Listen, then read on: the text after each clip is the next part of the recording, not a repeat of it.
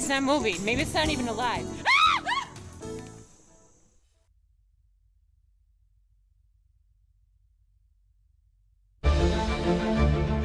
United Way fights for the health, education, and financial stability of every person in every community. Will you?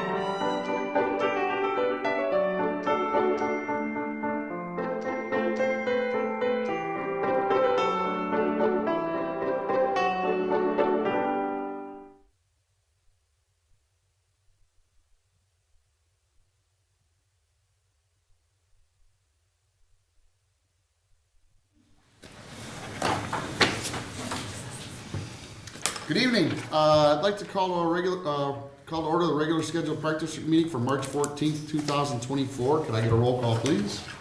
President Waltz, Here. Commissioner Carlson, Here. Commissioner Cook, Here. Commissioner O'Malley, Here. Commissioner Biedke is absent.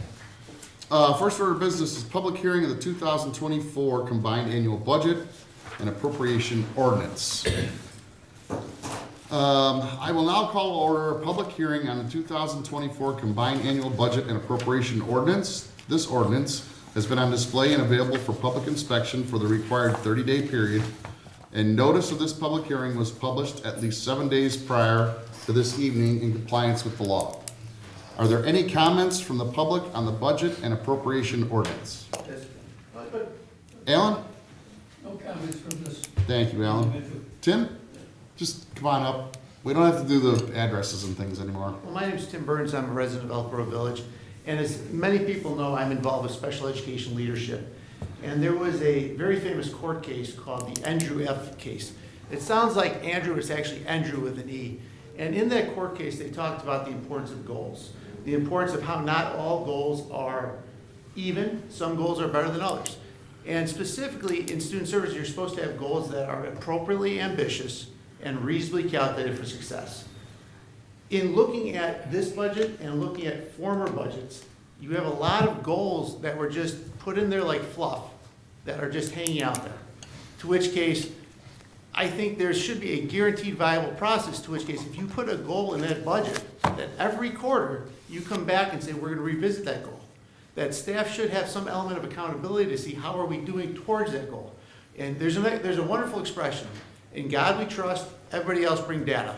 Now in this case, what data does staff bring on every single goal within that budgetary document to show how you're doing? Because I've looked back at the notes, I've looked back at from a year-to-year comparison from your fiscal year, because in schools we go July to July, or July to June. You go from December to January. But when you look at that fiscal year, you introduce goals that just hang out there and are never heard from again. I would just encourage this board that when it comes to goals, the public is going to be watching. Your meetings are going to become very, very, very interesting from this point on. We are going to be watching you like hawks. So at this point, I would really say if you're going to put a goal into a budgetary document, you should expect that the public is going to call you on it to see what is the quantitative data to see how you're doing on that goal. I appreciate it. Thank you. I want to tell you I appreciate what Tim has just said. Well, he brought up a point that he thinks that the people should be able to watch the board. In the budget, there's goals that are set. He's asking us and proclaiming to us like that. My question, if I'm wrong, is do we hold the staff accountable for looking at goals? And your suggestion is that we do it once a quarter. I don't have the answer for that, so I thanked him. I appreciate it, and we will get back to it. That's not my suggestion that you do it. My suggestion that you should do it once a quarter. That you shouldn't, I'm not saying that that's an action that is performed. My saying is that you should do that every quarter. Okay, and we will get back to you on that. You good with that, Alan? Yes, Thank you, sir. Where was I? Are there any comments from the commissioners on the budget and appropriation ordinance? Hearing none. If there are no further comments or questions, the 2024 combined annual budget and appropriation ordinance is on the agenda for consideration and adoption during tonight's regular meeting. I will entertain a motion to adjourn this public hearing. So moved. Second? Second. Motion to adjourn the public hearing portions of tonight's meeting have been made and seconded. May I have a roll call, please? Commissioner Carlson? Yes. Commissioner Cook? Yes. Commissioner O'Malley? Yes. President Walz? Yes. This motion is passed and public hearing on the 2024 combined annual budget and appropriation ordinance is adjourned. Okay, now back to the regular schedule. So we have approval of minutes, February 22nd, 2024 committee of the whole meeting, and February 22nd, 2024 regular meeting. All those in favor say aye. Aye. Aye. Those opposed. February 22nd, 2024, closed session meetings. Oh, I need a motion and a second on this one. So moved. Second. Roll call, please. Commissioner Carlson? Yes. Commissioner Cook? Yes. Commissioner O'Malley? Yes. President Walz? Yes. Before I get to public communication, Tiffany, you have a couple people you want to introduce and kind of explain what you're doing like you told me, and I think it's a good idea. Next, to go to Mike. You guys want to go ahead and step up to the mic? Yeah, you can both go together.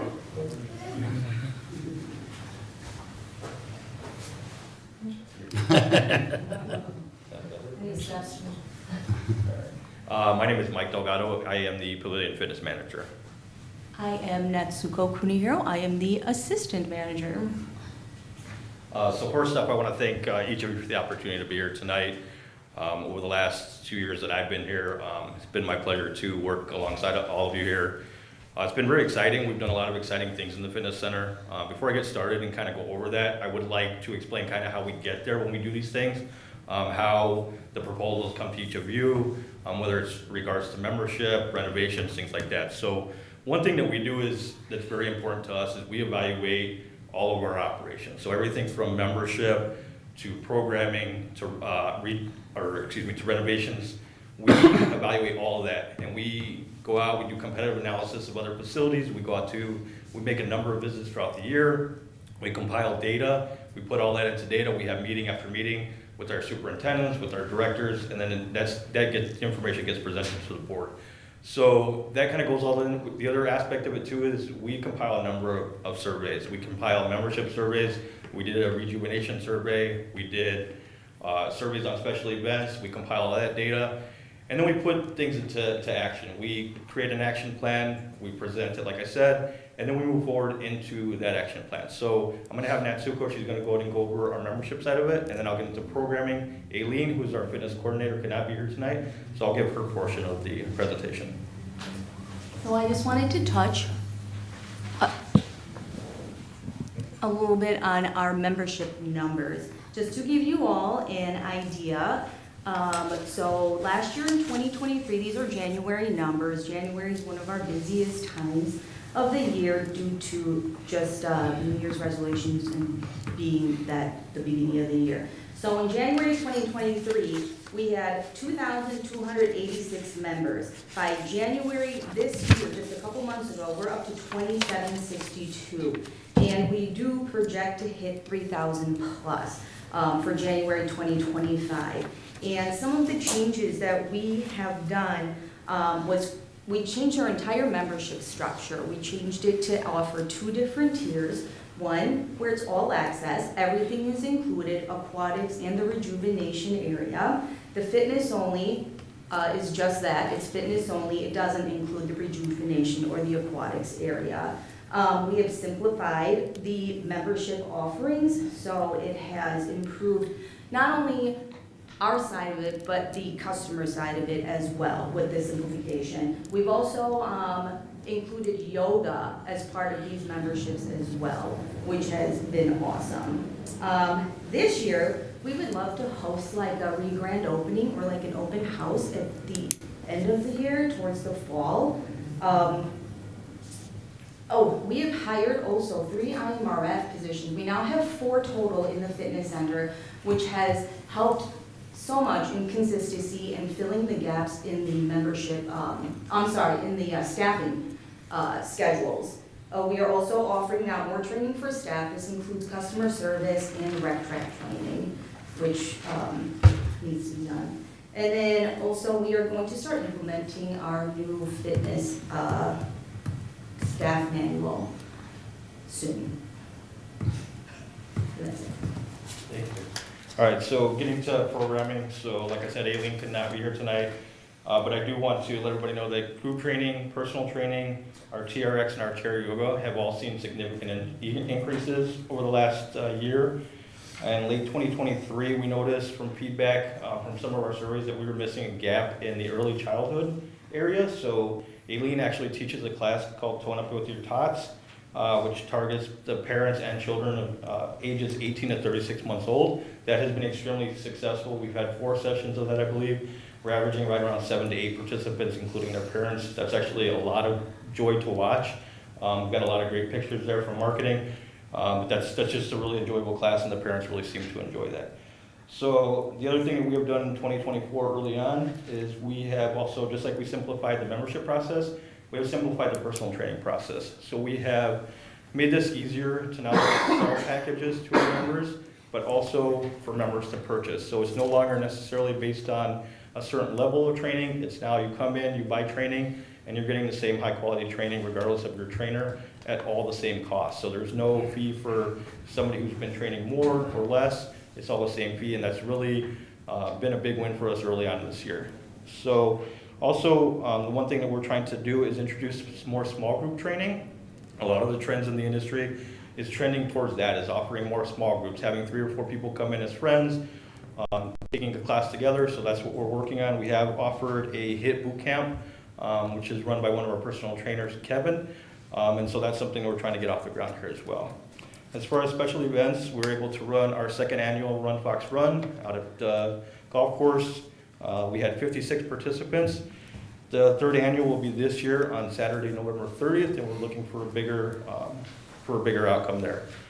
As far as facility improvements, and this is, again, where a lot of people have spent a lot of time and effort, and we appreciate everybody from our Parks Department to each of you being involved in these decisions of being able to renovate our facility. And so it's been a great win for us. We've had a lot of positive comments through the community. It's been great to talk to people throughout.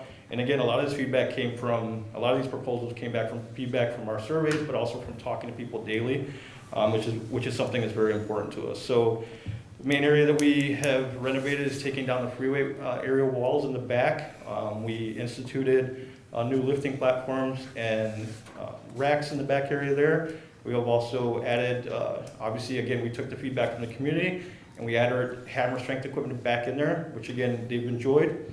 We also completed our rejuvenation area, which has our massage chairs. We recently added 2 more massage chairs along with the hydro massage. That place has even exceeded my expectations. We get a lot of people literally that have come to us saying that how much it has changed their lives, which is really important to us because that's what our responsibility is when we're up there. So it's really great to hear the feedback from them. So the rejuvenation area has been a fantastic hit. As far as other cosmetic opportunities that we've taken advantage of, we've upgraded the ceiling tiles throughout the fitness center, which has given it a nice clean look. We've also added new paint and designs to the fitness center, which people have really appreciated. In 2024, some of the items that we have put together and we've put in front of you is we're looking to add a new state-of-the-art functional area into the fitness center. Again, through our research, talking to members, this is very important in the industry. A lot of facilities have gone to adding some of these spaces within their facility. We have the fortunate opportunity in the sense that our facility is large enough for us to do it. We've been to a lot of facilities where they have these spaces, very small, very confined. So for a park district, we have a great opportunity to take advantage of this and provide something to members that they may not have never had the opportunity to visit. In that functional area, we would plan to have turf. We would plan to have sleds as well, and other functional type like undulation ropes and rope poles, things of that sort. So very exciting to again put that in front of you. We also, with this move, we're also looking to relocate the cardio equipment from one side to the other to make more room. In doing that, we would remove some of the offices. Again, our ultimate goal is to create more opportunity for our members. That's ultimately what we're trying to do here. So removing some of the offices and creating more opportunity for our members. We're also looking at purchasing some new treadmills in this upgrade as well. So that'll, again, help improve the overall experience.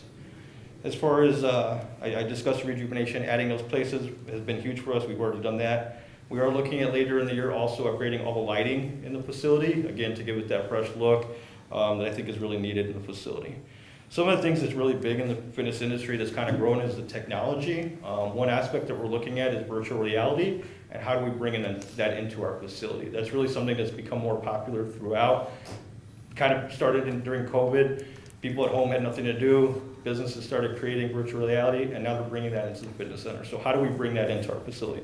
So again, a lot of different opportunities that we're looking at. Just because we're a park district, we don't want to restrict ourselves from doing things that maybe others are out there doing. And again, like I discussed, it's trying to improve what we have to offer.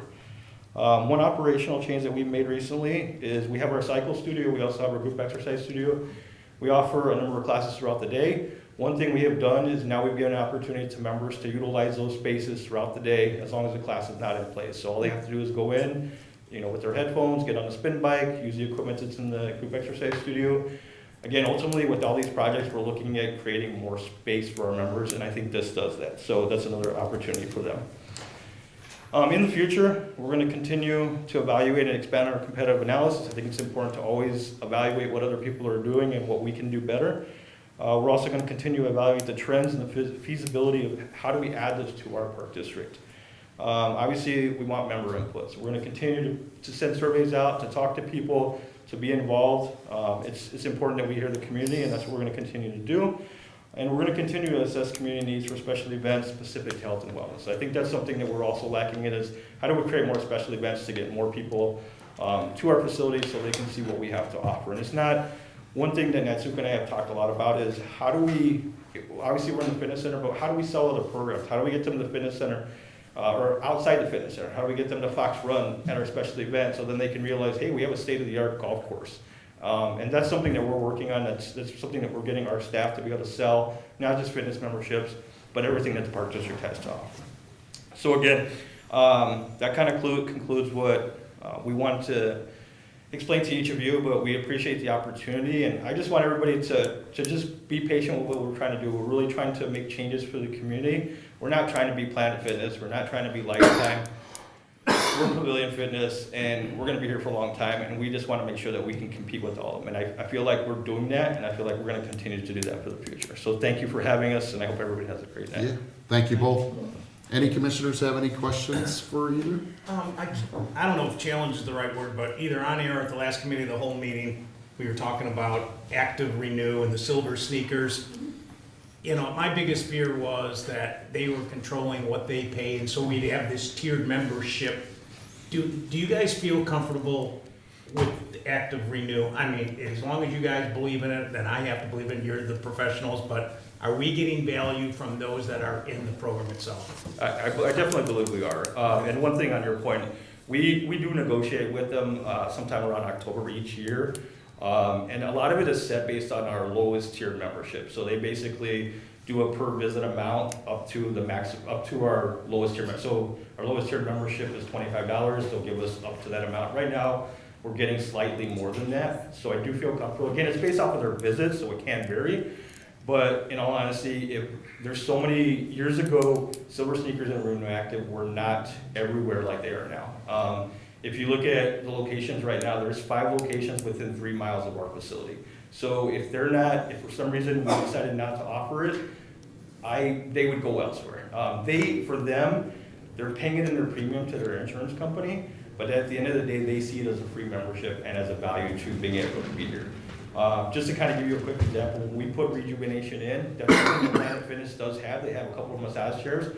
Some of our members, they heard that we had it, they showed up and they were like, I'm not going to Planet Fitness ever again. You guys have what I have. I can also go to the track, I can go to the fitness center, I can go swim if I need to. So to answer your question, it absolutely, I feel like it's extremely valuable to us.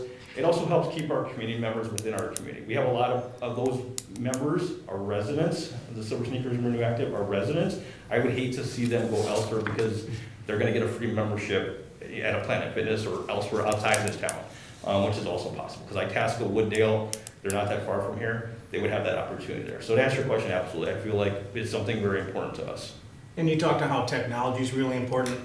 You can tell us at another meeting that, but is staff working on those 8 TVs around the opening there, like either trying to get Comcast or trying to do something better? Because I'm not alone, but a lot of people have talked about there's not value in those. So are you trying to increase value either through IT or Comcast? Yes, so we're actually working with both that. We're working with our IT department. We're also working with Comcast to finalize contract. We're actually reviewing the contract now so we can make sure that we're getting what we need to feed those TVs. But we are working to make sure that's an option because that's been very important for us. The price that they charge is very high. It's Comcast, so that's something that they do. Yeah. But I feel like the value that we're going to get is very important and it's something that we can get done. So it's been a strenuous process with them, but we are close to finalizing this. So we should have more information to Tiffany and the rest of you soon. So we as a board have heard it more than one occasion about the TVs, and if you're working on it, just a small sign saying, hey, we're working on it. And we can do that, absolutely. Well, I think that's fair for the members. Yeah, And, that's fair. yeah. Absolutely, we can do that. And one thing that, in addition to having Comcast, one thing we're looking at too is how do we make that where they can then hear those TVs. And so we're looking at options, a couple different options. Some are app-based where you're using your phone to tap into those TVs, but we're looking at trying to make sure we'll have closed captioning on them as well. But generally that's the battle that facilities fight is how do you get them to be able to listen to some of those. So that's something that we're looking at, so we are exploring those options as well. So like I said, once we get this Comcast thing figured out, it'll roll right into that and we'll make sure that that's ready to go. Appreciate it. Thank you both. Thank you. And a quick brag while they're still up there. So Commissioner O'Malley and I attended a fitness session at conference and they talked about trends. And there were 10 trends listed. And I just want to say that we've already actually checked off 8 out of those 10 trends. And these are 2024 trends. So I just wanted to applaud our staff for all of your forward and futuristic thinking and really keeping us up to date. So thank you guys. You guys are doing a great job. Thank you. Yep, thank you. Okay.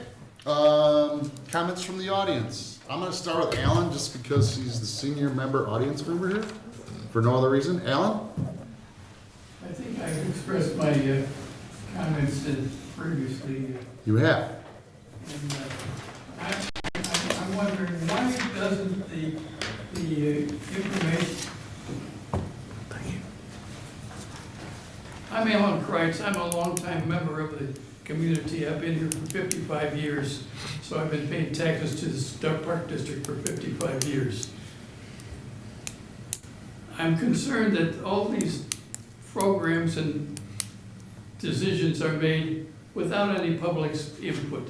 Why can't the public get an input? Why can't the results of these decisions be made public? I see nothing that is available for the decisions that are made. Who makes all these decisions? Okay, Alan, I'm gonna try to get you that answer.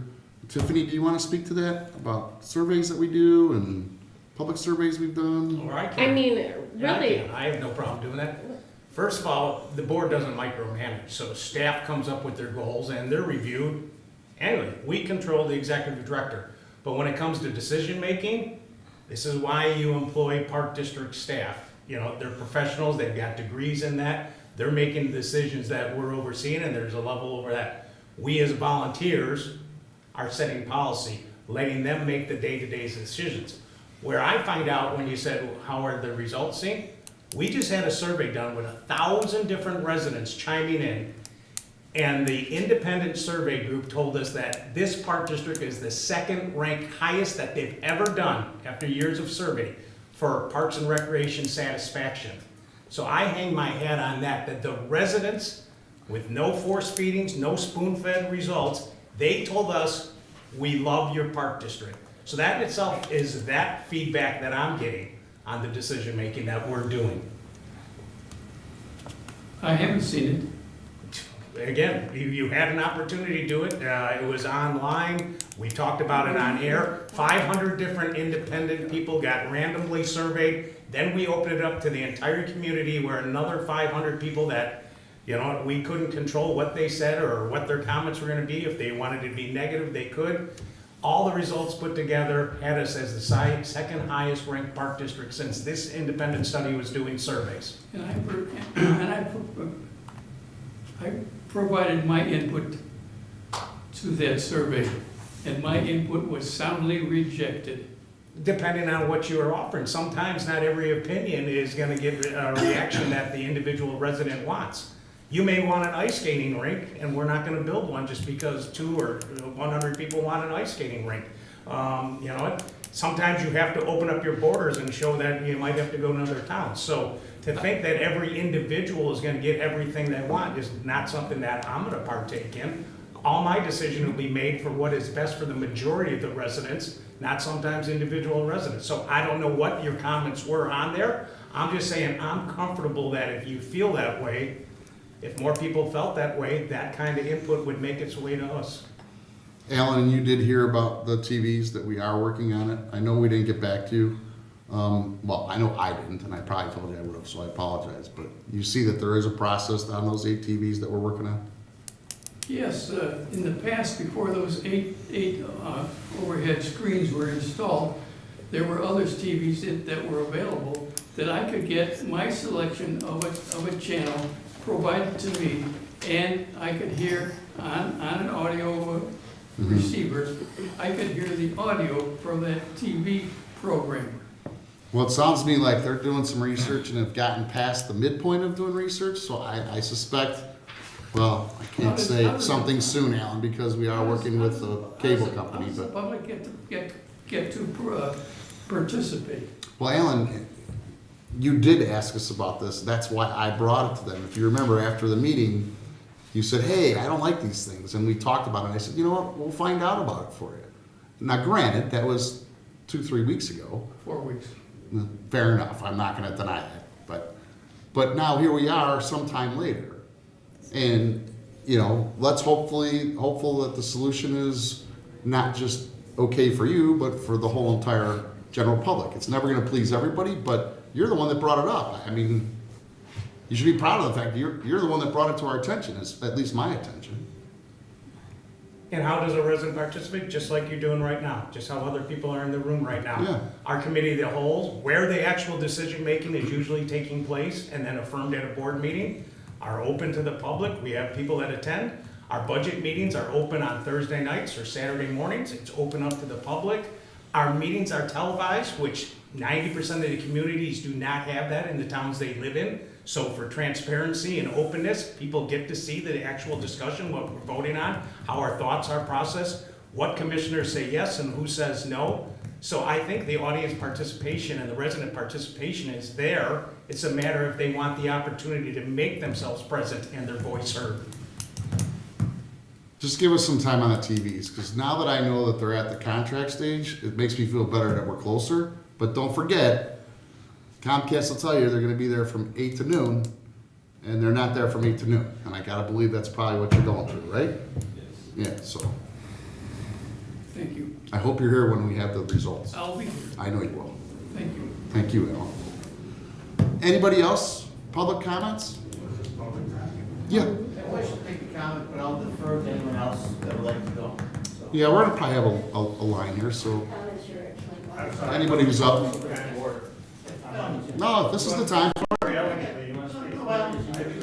No, by all means, finish your thoughts on it. No, I got plenty of time. Is this a new thought or is it a continuation? Well, Oh, my mind's crazy, I'm crazy. so- Go ahead. Someone needs Mr. to Lavin, step why up don't you to come on up and we can have you go first and, And yeah, no, we have time. We have time.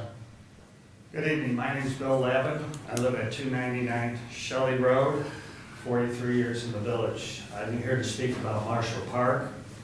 We had a meeting and they presented a plan, and now they presented a second plan dealing with pickleball courts.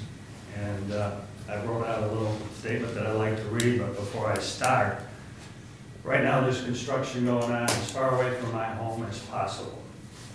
And I hear, and I'm not complaining about it, I am not complaining about it, I am not complaining about it. The construction vehicles, when they back up, they make that high frequency beep, beep, beep. I can hear it right now throughout the entire house. Now, I live at the northwest corner of Marshall Park. The park is surrounded by 9 houses, or Broadway Circle. This is Conniff and the condominiums, and I'm missing one of Holden Flats.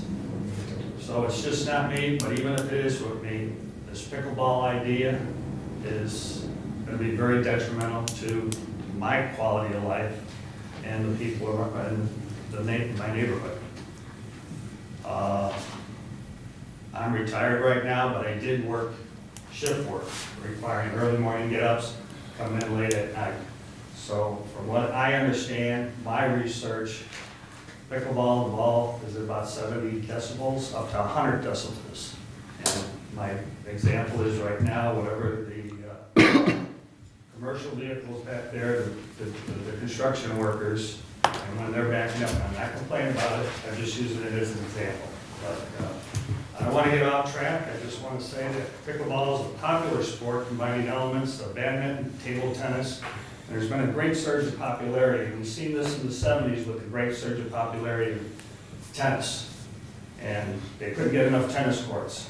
Now you drive around, and I never see anybody playing tennis anymore. So I understand right now, it's very, very popular. And I would just like to ask the board to try to get their staff to look for an alternate site, someplace where it wouldn't impact me, if I'm the only one, or the people that surround Marshall Park. The noise pollution, pickleball can be, as I said, very noisy when players often hit the ball. From what I understand, it's not hitting the ball, it's the paddle, the high frequency sound coming off the paddle. They talk about mitigation of the sound, but the technology is not quite there yet. You know, I'm just following the path and trying to do a little bit of research along that. But the noise is probably the biggest with the high frequency sound coming off the paddle. But you still have people with 6 courts, 24 people playing this game. And there will be noise from the people. I mean, there's noise in the park. But yet the park was, and they've always been, as long as I've been involved with the park district or living in the community, that was dawn to dusk.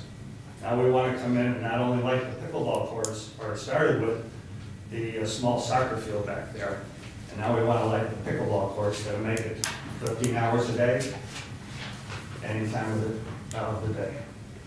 I could also turn around and say, I participated in the park district's I'm back in the parks right now with my granddaughter.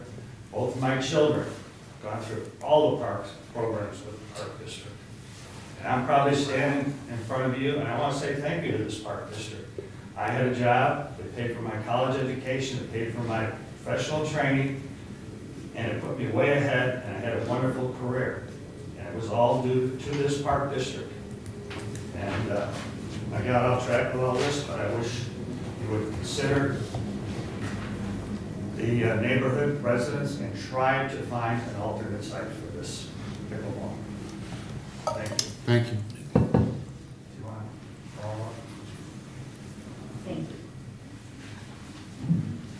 I'm a little shorter. That's okay. That falls out. Thank you. My name is Cornelia Marceau Kunda, and I want to thank the Park District because my children and my grandchildren and I have enjoyed it for 52 years that I have lived here. And I thank the fitness center because I consider that I'm in good health because of them. And I go 2 or 3 times a week and have for ever since you opened up the facility.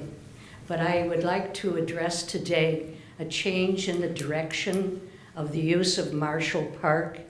A couple of years ago, it seems like a couple of years ago, the Park District people who make the decisions had meetings with the people who lived in the community.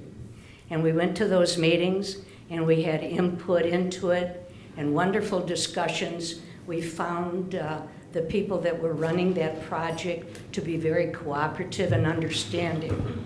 And some of the things that we talked about at that time was noise. And one of the things we were looking at that really everybody wanted was the basketball court.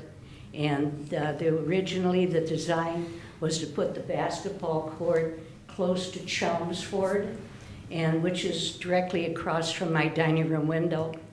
And it was decided that that would bring into that area too much noise and too much light, okay?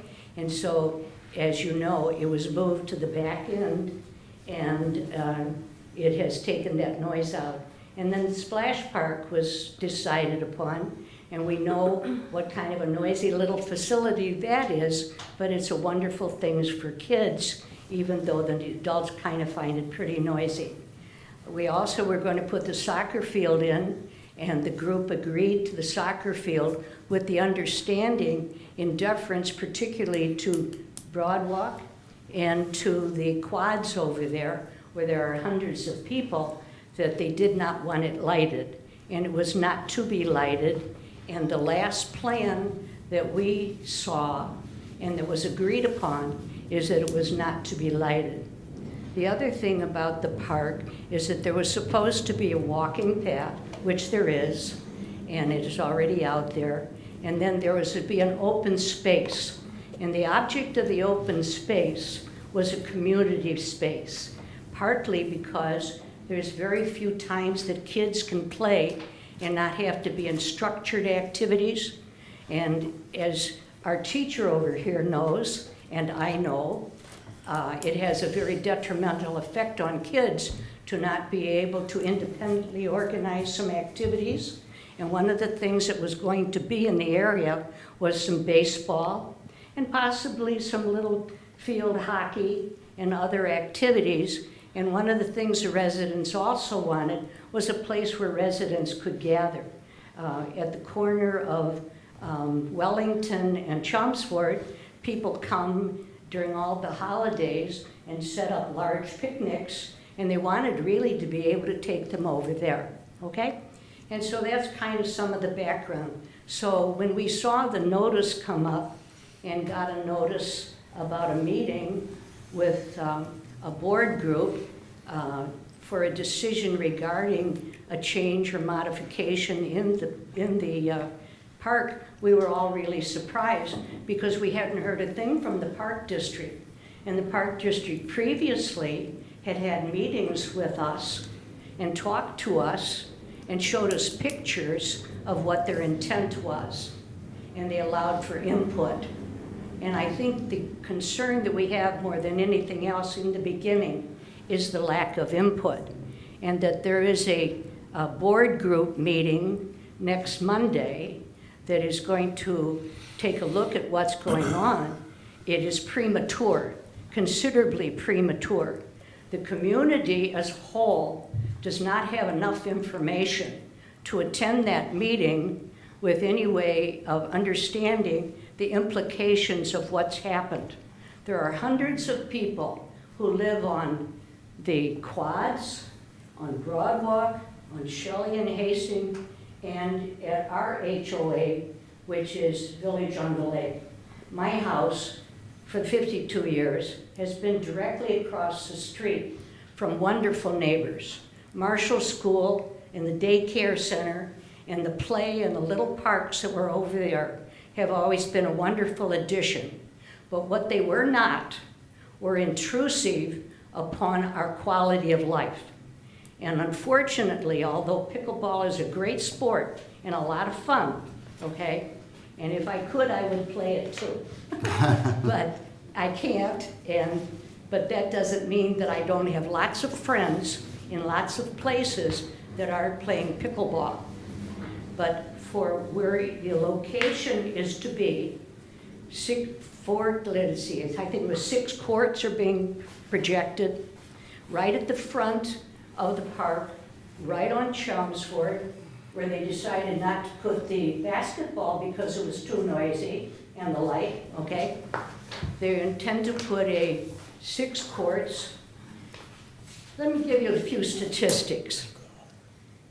Pickleball generates 70 decibels of noise. The expressway generates 60 to 80.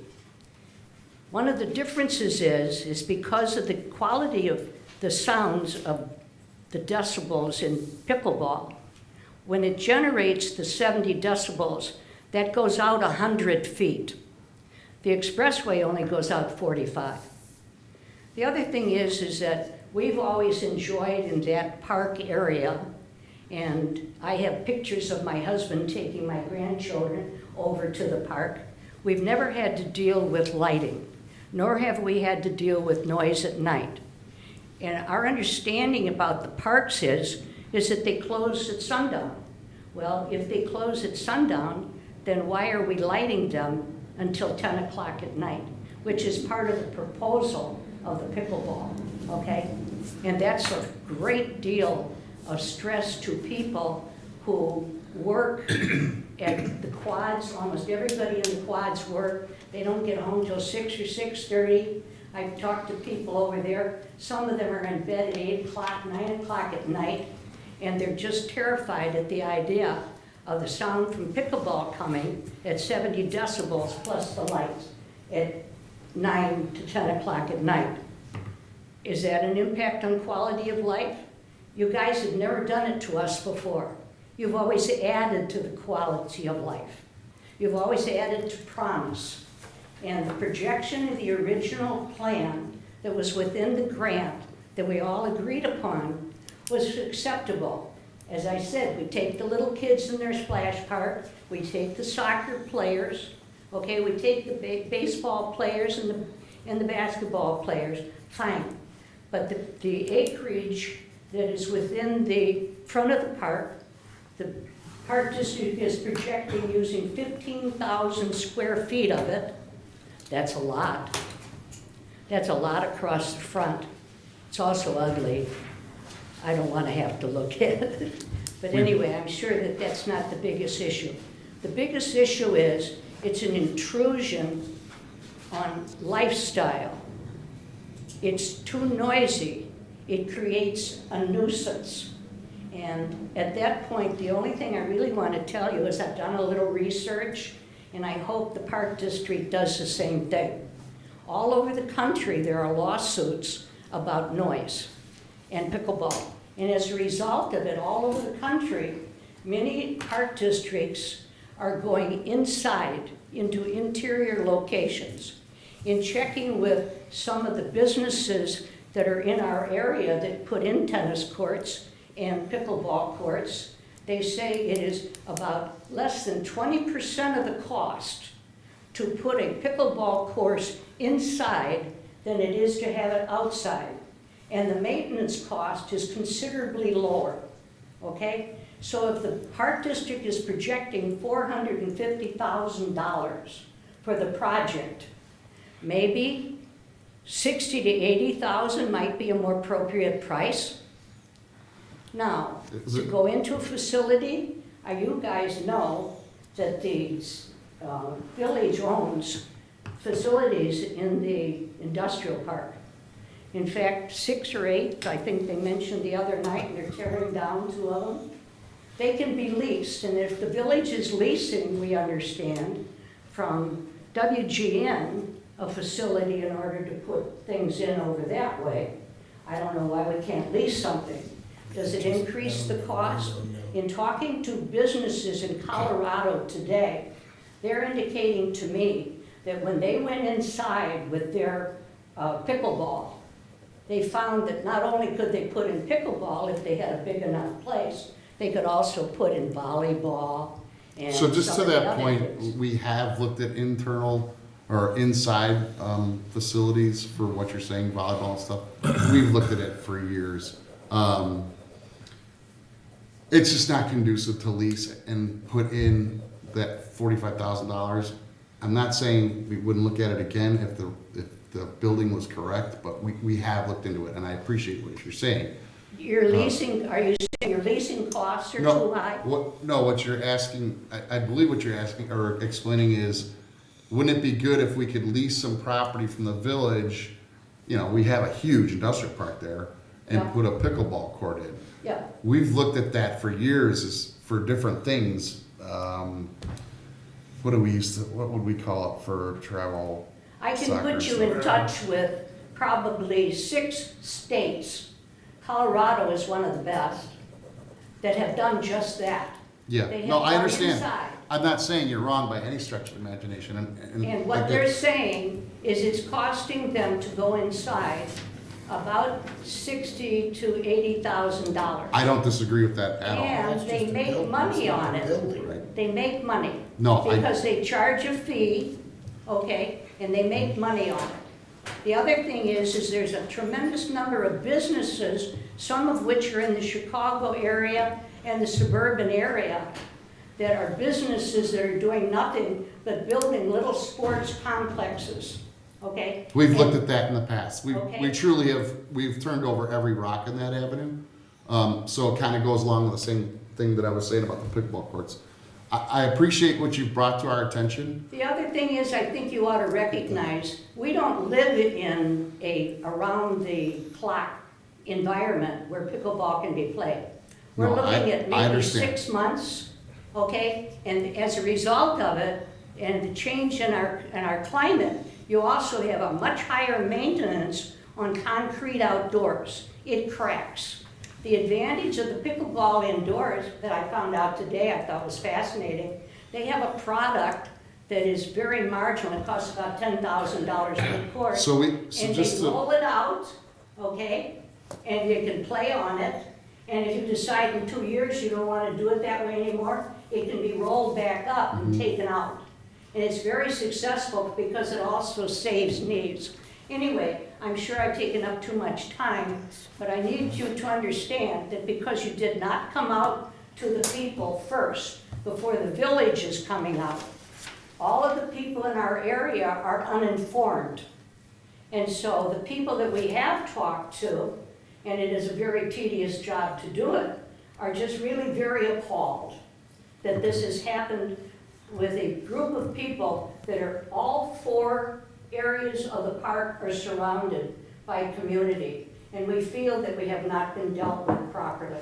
And I hope you take that into consideration. What we are asking for as a community is a meeting with the Park District and an explanation rather than just with the city. Thank you. thank you. Can you, yeah, thank you, Tiffany. It's Yeah. not the easiest thing in the world. Okay, got you. Okay, any others? Feel free. Hi, I'm Sharon Chavon. I've lived here 53 years, and I've raised my children at Marshall School, Cook School before that. They played on all of the gym equipment, everything that was out there, grandchildren, the exact same thing. I feel what you're building now changes the tone and tenor of what's there before. And adding the pickleball courts are just beyond the pale as far as I'm concerned. And it's the noise level, but it's also parking. Where are you intend these people to park their cars that are going to come over for this? There is no room to park. They're gonna go down, I live in the townhouses, they're gonna go down our streets and start parking on our streets. And we have issues with our own residents parking on our streets and all this. So what's your plan for parking?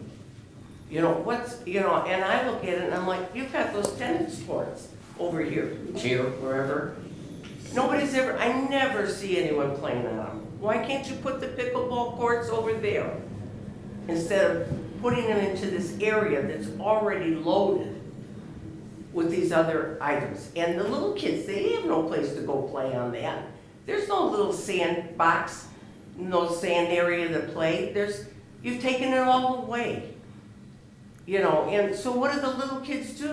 Well, they can't go there and play. We're gonna have parking, and I'm not disputing what you're saying, I'm not disagreeing, I'm just telling you asked the question. We're gonna have, how many stalls are we gonna have over there? 80 stalls of parking. Really? Well, you already had, projected, but we don't believe it. Yeah. It's already there. It's already in the plan. so you already had probably 50, Circle. so you already had probably 50 stalls there previous when Marshall School was up. So, there is gonna be some adding, but that's the answer to your parking question, so I don't, nor does the board or staff foresee any issues with parking on the street. That's just one of your questions or statements, just giving you an answer to what we have planned. Okay, I can't visualize where you're gonna be putting 80 cars. Well, Just what I'm seeing they're building now. just to clarify, when Marshall School was there, right? Yes. There was a circular drive, correct? Yes. And in that circular drive, there was probably 8 to 10 spots. They were single spots that faced away from the school, okay? So that's 10 spots. And then if you came around where you go to vote, remember we used to go vote in Yes. Marshall, right? Yes. There was at least 30 spots there. And then you would walk off that asphalt onto what back then was the older kids' park, right? Yes. So you're getting that plus a few more, really. So if your concern is parking, our goal and our plan is there shouldn't be a concern of parking. We have more than enough parking that we probably will need. It's already dangerous. So, just answering your one portion. Okay, well, the president of our association in the townhouses, his wife is the head of the library.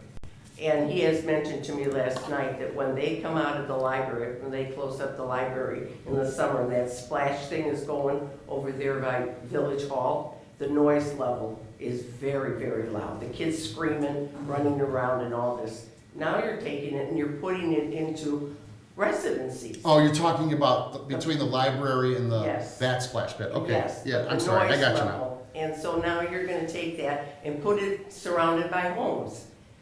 At least that over there is restaurants and the Village Hall and this, you're not disturbing the residents.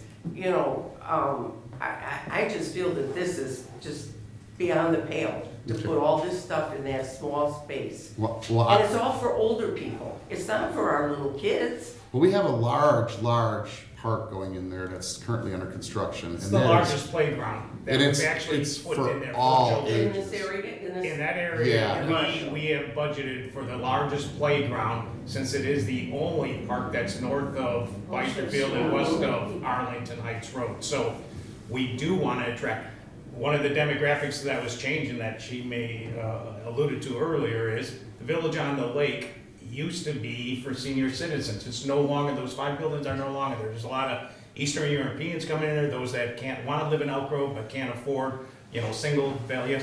There's a lot of children there that would love and have told us, the board, staff, that, yeah, if you can put a playground there. So I personally am a firm believer that after you go ahead and you budget for concrete and engineering and mulch, that the cheapest thing to do is actually buy the playground equipment. So we expanded the playground equipment so that, yes, if there's 5 children come in there or 30 children, I believe in, that's what I build parks for, the children. I want them to enjoy that experience. If that means that somebody travels from a different neighborhood to enjoy that park and gets in one of the 40 stalls, I'm happy for that. I'm not trying to create extra noise. I'm trying to bring extra value for us building a park there because it is about the children. But you take the value away with the pickleball courts. 10%. Yeah. Yes, because I you was are talking getting about the all- playground. I yeah. wanted to, No, said, I didn't want thank you for anybody to your have false clarification. information that there Okay. isn't gonna be a place for children. It'll Okay, actually be a thank you. great place for children. Okay,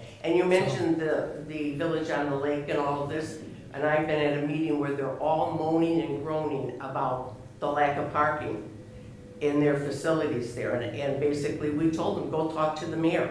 He's the only one that can help you with parking. They're just crammed up over there and need extra And parking. you're talking about Burgundy, all at the circular in and out, right? No, I'm talking over about Village on the Lake, the condominiums. Oh, right, okay. Yeah, because the demographics have Now they're changed. in- A lot of people we know have 2-3 cars. That's why, the More demographics cars, have yes. changed. Because they This- built that, yeah. yeah, exactly. So, you know, so parking around there is a big problem. It's a problem on our streets, in the townhouses with people parking, you know, so. I just don't foresee a parking problem. I just don't. But, you Well, know, what happens if there is one and you just didn't foresee it? That's all Well- done. You know, I mean, we've done our research and we're projecting we have plenty of parking. okay, well, I hope you didn't leave out quality of life for the agree. people that are living all I hear you. around it. Because our home values will go down also. Decreasing property Yeah, value. thank you very much Thank for you. listening. Thank you. Anybody else?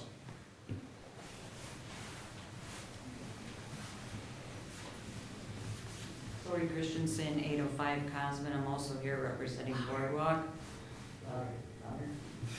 Wait, never tells me that.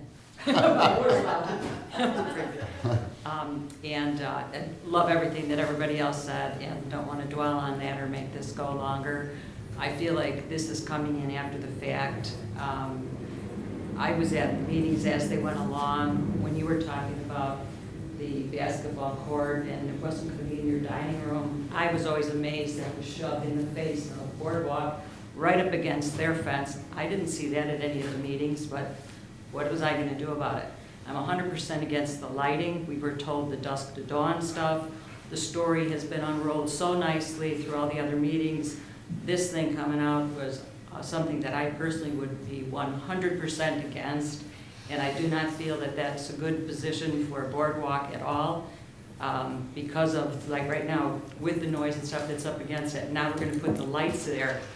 Enough is enough. This was a dusk to dawn park. Thank you, Lord. Tim?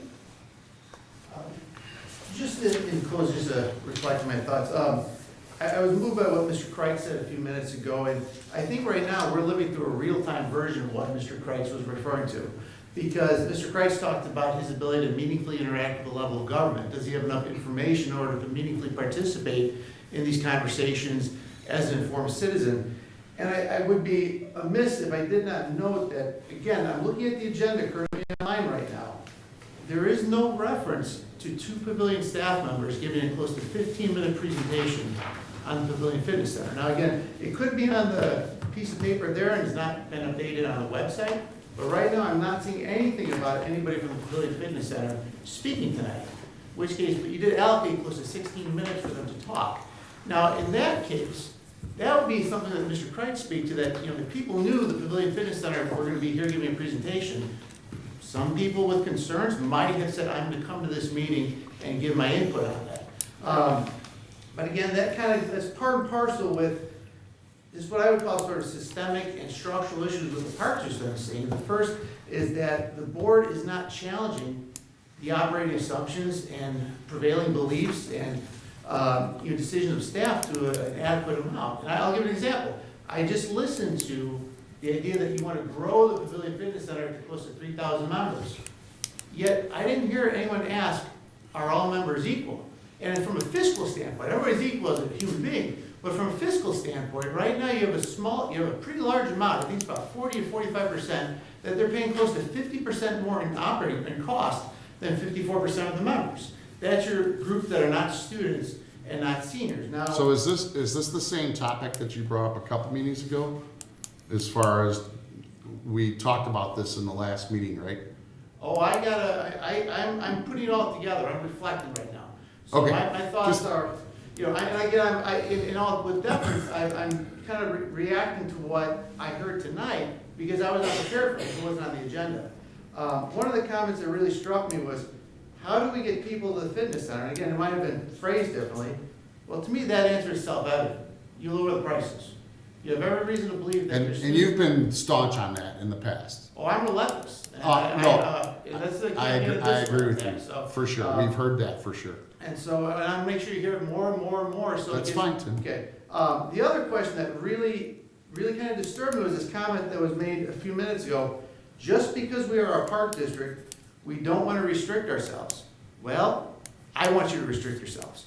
You could have virtual reality, you could have ice baths, you could have surfboard simulators, batting cages, you could have professional masseuse there, but the end result is who's going to pay for it? And right now, your demographics are showing that your age 30 to 55 bracket are not going because it's too expensive. And Okay. again, the proof will be in the pudding when the 25-year-olds, when they no longer have the student exemption, the student discount, and they start getting into life, they start having responsibilities, they start having. And you've been on record, everything you've said so far, you've been on record for numerous times. And we came back and told you, we would look at that in the budgetary process of the upcoming fiscal year. And so that would kind of go to the question of goals in terms of measurable. Just saying that open-ended, I like more facts, like saying we're gonna review it in 2 weeks, 3 weeks, 4 weeks. I don't like something being open-ended. Open-ended kind of leaves a little bit of open negotiation on Well, that. I don't know what you're referring to, but if you're referring to the fact that we are going to talk about it in the budget meeting coming up at the end of this year for fiscal next year, that's a specific date. That's a And if- long time away. Well, we decided on, after hearing you, I thought you brought some valid questions, so did some of the other board members, and we decided as a board, we will look at it. We're just not gonna do it in a So then- knee-jerk reaction. Well, so then my mission then is to modulate my presentation mode, recalibrate my message, and then go back to the drawing board to see how do I get you to listen? Because I do firmly We heard believe you, that. Tim. Well, you haven't really heard me, because I really do believe that no politician can sit on a hot seat if you make the seat too hot. And so that is my intention, is to That's fair escalate this enough. issue. Go ahead. So that from your timeline, you bring it back to a more reasonable timeline, a shorter timeline in duration. But again, this is part, again, I'll make my comments succinct and brief. I feel that this park district is on a mission to build bigger things and fill those bigger things with lots and lots of stuff, and then worry about how you're gonna pay for it later. And I see that being part and parcel of a lot of different aspects of park district operation. Now, I was very disturbed this evening tonight that I heard you intend to have Fox Run Golf Course open up so that people who have no interest in golf, no interest in golfing simulators, maybe they saw Billy Madison a few years ago, maybe not, but they're coming in to see a band and get some beer. To me, that sounds like you're running a bar. And so I think that right now, it really does sound like you intend to go head-to-head in competition with Coach's Corner, real time at work, because I'm seeing basically the same things there on a Friday, Saturday night that I would see at a local bar. You're having the same bands, you're having the same amenities, food, drink specials. It's almost part and parcel of what you'd expect to see at a bar on a Friday, Saturday night. It is a bar. No place for kids. Just so you know, it is a bar. Well, just to your point, You want to attract To be- people to a bar if it's a bar. Well, I don't think that the To park be fair, district should be, Tim. again, I don't think the park district should be in the business of trying to undercut and compete with businesses. How many Tim, more to be vacant fair, storefronts please. do we need in this town? Because if you are successful, let's say you get thousands upon thousands of people to go to Fox Run, and those thousands of people, that is money they're not spending at local businesses that are more likely to shut down and close and more vacant storefronts. And then that'll be a shift of burden from property taxes back to residential property owners because you don't have any commercial industry. So again, at what that's a big leap. I don't disagree that in theory that would work, but that's a huge leap. And I what is it would, that you're in competition Tim, with I've been Coach's very Corner? cordial and courteous But when you you're have, well, you speaking. can be courteous and cordial, but you don't have any prescribed rules for public comment, so I think we're both kind of feeling it out right now. That's We don't have right. any rules. So may I answer your question about Fox Run and the bands? since I have some knowledge to it. I hear a little dissent. I've heard. There's that no it's a bar. dissent, Tim. I'm trying to get you information. Is it a bar that you are in competition with Coach's Corner, Real Time? I personally don't believe that to be the case, and I will explain why. Number one, as I told you in the Fox Run meeting previous that you attended, I understand what you said. You said the same thing in there, and I understand why somebody would think that if you haven't been there. But if you've been there, our demographic so far, right, has been the golfers who either stay late or in the wintertime, we ran a Tuesday night men's simulator league, okay? It was a lot of fun, well attended, probably 36 people, right? And then the bands happen in the winter. Most of our clientele in the winter has been, up to this point, I'd say 80% of the same people that come to Fox Run to golf. So I'm not competing. So let me ask you this. In my opinion, I'm not competing with the bars that you mentioned. So I'm not a golfer, as I mentioned. I watched Happy Gilmore. But we That's would about it. encourage you to come because Well, you're you know a what? That's taxpayer. okay. That's okay. You know, Tiger Woods, after Tiger Woods. No, I'm saying we encourage you to come during the winter when we have events. You know, is my I'm point. still in mourning of Apollo Creed and his character in Happy Gilmore. But that being said, I'm not a golfer, yet for some reason, I get messages on Facebook advertising saying, come check out this band at Fox Run Golf Course. So why would I be getting messages that I'm not subscribed to anything? Yet they're popping up on my Facebook unless somebody is specifically paying Facebook to advertise to people like me to come have a beer and listen to a band. I will get back to you on that. Because I'll that is find what- out how. I because really if- do. I mean that. I appreciate you bringing it up. I will find out how. So you're saying unsolicited advertising on your social media to specifically to you about Fox Run Golf Course. That should be, what I would call a softball question, to which anybody in a fiscal area could say, do we have expenditures to Facebook for marketing Fox Run bands? That's a softball question. We'll get you your answer. No, well, I know the answer. Yeah. We do have marketing Yeah, for we the do have a bands marketing at Fox department. Run, yes. Okay, and then let me ask this other question. Is there any truth to the rumor that you are looking at hiring a professional talent booker in order to find more bands to come to Fox Run? That you are looking to acquire somebody that's in the business of Hiring, no. Not to my knowledge. We're not hiring. It's not in any budget that I'm aware of. Okay, so are you recruiting anyone? No, I couldn't tell you. and why beat around the bush? If you're talking about Kitty Weiner and her entertainment, she volunteered her services to supply the Fox Run manager and the clubhouse manager a list of bands that she thought that would be good fit for our community or to enter different marketing venues where, hey, it could be jazz, it could be something else. So she's never asked for a dime. She will not receive a dime from the Elk Grove Park District. We will never pay for any of those services. So when the goodwill of a community member volunteers their services at no charge, we would be remiss as a board not to take advantage of that. So to get back to the events, this was an idea floated well before the building was open. And it was to basically take an asset that we've all paid for as residents and get it to its max use. Any golf course that doesn't do anything, they basically just go silent in the middle of the winter. We decided as a board, like, how do we I don't think. get that to be? So Okay. what we've come up with is, it started out as one concert. The first one went great. The second one didn't go very well. The third one got a little better. And it's morphed into, which I don't know how you're getting your advertising, but it's probably true. We do about once a month, and it's been hugely successful, hugely, for both the residents Yeah. and Fox Run. And the concern would be the success is if you pull people away from private vendors, at what point are these private vendors? That going is to up want- for an actuary. I couldn't tell you that. I really couldn't.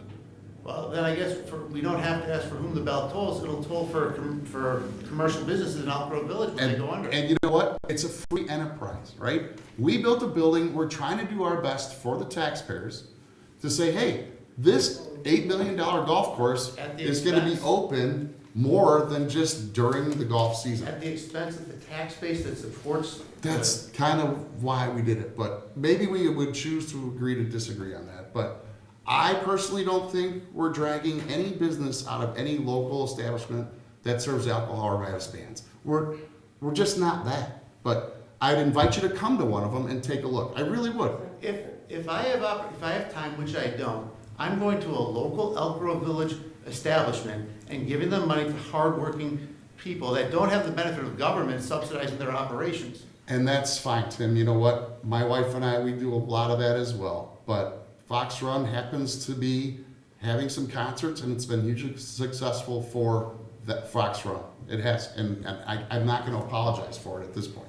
But thank you. And I have a different philosophy, Tim. I'd rather take my money that's well-earned, and again, like John said, distribute it wherever I want, but I have no problem putting it at Fox Run, because I know any kind of profit that's generated from going there stays in the community and stays in the park district, and it doesn't line some gaming industry or somebody else that, you know, is overcharging anyway. So everybody has a choice on where to spend their money. And so do organizations and businesses that are considering opening up businesses that would say, I don't necessarily know if I want to open up a business in Elk Grove Village because I'm in competition with the park district. And like I said, that's what John had alluded to. It's a free market, right? And so Private health clubs have built, right? We have a fitness center, and you said, hey, look at all the private health clubs. I mean, well, are we putting them out of business? No, they're a different niche. Our bar is a niche for our golfers. And they would not exist if the park district operated on a price point that was reasonable with the median income of this community and did not build bigger things that people cannot afford and fill it with things and just assume because you have wonderful, wonderful things that people will pay for it. To be clear, you're circling back to the pavilion, right? You're not saying Fox Run is overly priced, or are you? I was at Fox Run for the run, and that run is not a 5K run. That's an amateur run. Anything that's on a golf course going around 3, 4, 5 times, Okay. that you need a road run to be a 5K. So I can tell you that Fox Run 5K is not a 5K. So Fair enough, but my point being is you were rolling back to the pricing structure, to the pavilion. You weren't saying Fox Run is overpriced. Is that correct? I have no knowledge, but I may have to look into that a little bit more. That's fine. I'm just wondering what you were coming back to us with, because I'm trying to look into what you're giving us. But I thank you for your time. Feel free. I mean, I see that little smug look. Feel free, man. Tim, No, let him speak. He's a grown man. Let him speak. You've been making faces all night long. Right, I understand you don't care about Fox Run. That's why we're trying not to burden the taxpayer on operating expenses. By putting other businesses out of business. That's an opinion. That's all I can tell you. That's your opinion, it's not a fact. Not in fact yet. No, it won't be either. All right, I Let me appreciate ask you it. this. How many beers sold at Fox Run on a Saturday night at 9 p.m. does it take before it Hardly goes back to any. outside? All right, Normally? I got it. But Tim, those individuals may not have been going out to Coach's Corner at real time because it is an actual event. It may have lured them out on that particular night to enjoy something in our village. You know what, that's all. And again, at the base is that if you're doing like brewed coffee, whatever that band is, side brewed coffee that was just there, Rob Post, Yes. Tony Ocean. Yes. They have lists where, for instance, Tony Ocean is at Cephalou. So somebody might be saying, well, you know, I may not go to Cephalou to spend money on a dinner, but I can just go listen to it for free at the park district. So you're kind of hurting Cefalou's business. Same thing with at work. If you're gonna see Rob posted at work in 3 weeks, you might say, well, I'm just gonna go here, it's free. Or, you know, it's, again, you're drawing from the same well of talent, and so you're depriving those bars of Saturday night talent, and they're prized possessions, Friday and Saturday nights. I appreciate your comments and concerns. Thank you. Okay, we have an opportunity to go back to any other public communications from the audience? Okay, thank you all. I appreciate it. All right, let me get back to my... We're on 6. Thank you. Okay, recommendations for acceptance and approval. Approval of the Athletics Advisory Board members. I move that this individual be appointed to serve a 2-year term as an advisory member to the following board: Elk Grove Youth Football and Cheer Board. And her name is Kelly Dema. And she's not here, unfortunately, because if she has any relation to Stephen Dema, he was one of the greatest kids I've ever coached in my life. So moved. Second. Roll call, please. Commissioner Cook? She said you. Yes. Sorry. You're a yes? I'm a yes. Thank you. I was looking at Commissioner something O'Malley? else, sorry. Yes, thank you, Kelly, for volunteering. Commissioner Carlson? Yes. President Walz? Yes. Acceptance, we got a lot of these, so just bear with me. Acceptance of the proposal for Midwest Field Solutions in Elk Grove Village, Illinois through the Interlocal Purchasing System known as TIPS It's a cooperative group for a ball field renovation at Lions Park in the amount of $122,500. Motion and a second, please. So moved. Second. Francis, can I get a roll call, please? Commissioner O'Malley? Yes. Commissioner Carlson? Yes. Commissioner Cook? Yes. President Walz? Yes. Approval of purchase including trade-in from Friendly Ford of Roselle, Illinois for a 2024 Ford F-350 through the Sourcewell Co-op Purchasing Program in the amount of $72,626.03. So moved. Second. Roll call, please. Well, can we just have, can you go through these, Mark, a little bit, as far as the replacement, how old the vehicles were that we're replacing? So this is truck number 238, it's a 2009 F-350 dump truck, used primarily for staff to haul materials. It's 15 years old, and it's just showing signs of wear and needs to be replaced. So every year, there's 4 trucks on the approval list. Every year, our fleet staff goes through and analyzes our fleet and kind of figures out where we're at, where we need to trade in or replace trucks as needed. And this one in particular was identified due to, as I said, significant wear. And this one, does it have the four-door crew cab?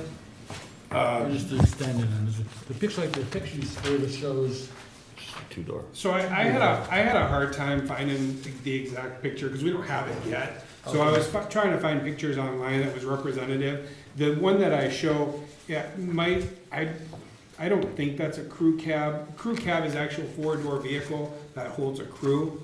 And I apologize. I didn't mean to misrepresent this, but Does the one we're buying have 4 doors? it's 4 doors. Okay, so Correct. I didn't want to put a 2-door with a, Yeah, no, I mean, even Take away the this 4 one doors. does have 4 doors. It opens up from the inside, so it doesn't have a handle, but it does have room for to. Slide this only's got the 4 doors. Yeah. Okay. This one does have 4 doors. Right. It's just, I think the crew cab is a full-size door. Okay, Yeah, it is. Yeah. okay. Francis, can you remind me, am I on C? We are on 6C. Yeah, good, thank you. Okay, thanks. Okay, so then we need a motion and a second on that. Got those? We got You those. do? Okay, then just a roll call, please. Commissioner Carlson? Yes. Commissioner Cook? Yes. Commissioner O'Malley? Yes. President Walz? Yes. This is why. Correct your math. This is why I was confused. It's essentially the same. Approval of the purchase, including trade-in, from Friendly Ford of Roselle, Illinois, for a 2024 Ford F-350 through Sourcewell Cooperative Purchasing Program in the amount of $72,126.03. I need a motion and a second. So moved. Second. And Roll just call, please. One more other thing I want to cover. It's the same truck. That's different, but about the plowing. So we have one that we're buying a plow with, the other we're not buying a plow with. Do we have, how many in our fleet? So the last 2 that we talked about are dump trucks. They were both bought at the same time. Neither one of them have been used to plow. Okay. Is there some reason we don't use those for plowing or? No, I mean, with the dump truck, it's a bigger truck. There's less, not to say that you can't, I've done it before, but it's just not as ideal as a pickup It's truck. not the front, same front. And You don't have the same visibility. It doesn't have a rear window. Okay. Yeah. Okay, we're at a roll call on that, right? Yep. Thank you. Commissioner Cook? Yes. Commissioner O'Malley? Commissioner Carlson? Yes. President Walz? Yes, 6E is an echo, approval of purchase including trade-in from Friendly Ford of Roselle, Illinois for 2024 Ford F-250 through the Sourcewell Cooperative Purchasing Program in the amount of $61,968.03. So moved. Second. Thank you. Can I get a roll call, please? Commissioner O'Malley? Yes. Commissioner Carlson? Yes. Commissioner Cook? Yes. President Walz? Yes. I swear this has got to be the last one, right? Yep. Last vehicle. Yeah, okay. So 6 F is in Foxtrot, approval of purchase including trade-in from Friendly Ford of Roselle, Illinois for a 2024 Ford F-250 through Sourcewell Cooperative Purchasing Program in the amount of $47,278.03. I need a motion and a second. So moved. Second. Roll call, please. Commissioner Carlson? Yes. Commissioner Cook? Yes. Commissioner O'Malley? Yes. President Walls? Yes, okay, we're done with vehicles. And just to be aware, we don't typically turn over 4 vehicles a year, correct? Not typically, we've been doing 2. Yeah. But we didn't do any last year. Right. So Or now the we're- year prior. or I the just, I year mean, prior, if resident here is like, we're doling out So 2 we're Ford F-350s and 2 Ford 250s, that's The not a yearly The thing. last 2 years, the market was very volatile, and we decided to kind of stay out of it. Yeah.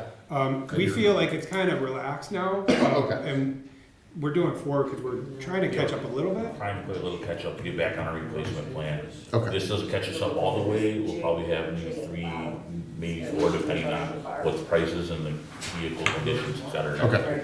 But Okay. Acceptance of the bid for Midwest Field Solutions Incorporated for Elk Grove Village, Illinois for the Mead Park Home Run Fence Project in the amount of $49,499.58. So moved. Second.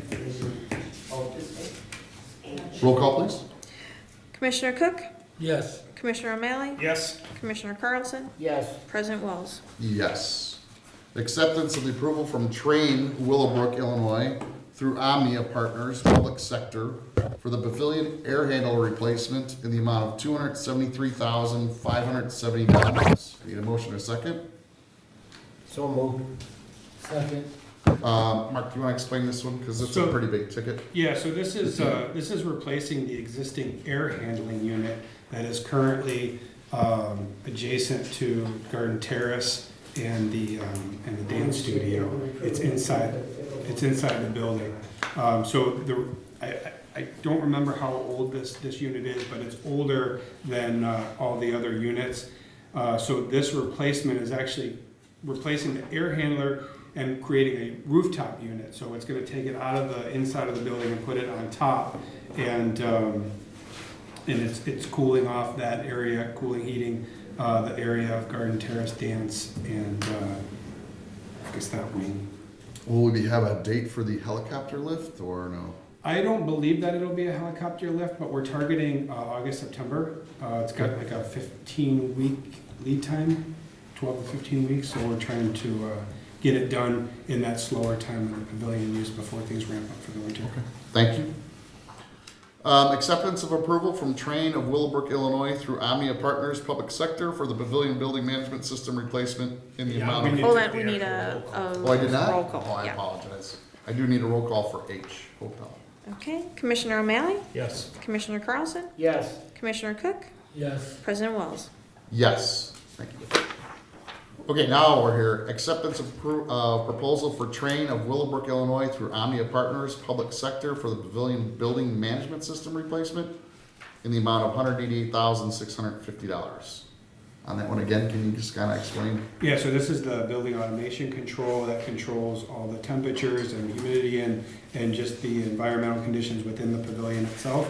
The current system is 16 years old and obsolete, essentially. So we want to replace it now, so that way we can stay on top of this. This will allow staff to remote into it and be able to access it through laptops and just create a more efficient system overall.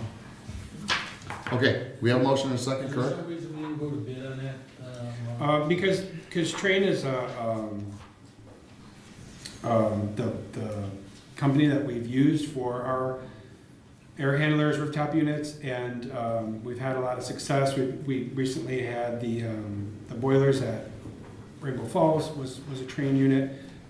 So with Train being a proprietary building automation system and being available through the Omnia Partners program, that's the route that we went.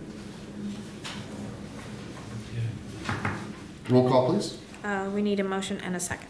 Motion and a second on I. So moved. Second. Roll call. Commissioner Carlson? Yes. Commissioner Cook? Yes. Commissioner O'Malley? Yes. President Wells? Yes. Okay, now we get into some normal, non-duplicated items. Approval pay request for Upland Design Limited for professional services of the Marshall Park redevelopment project in the amount of $26,357.17. Moved. Second?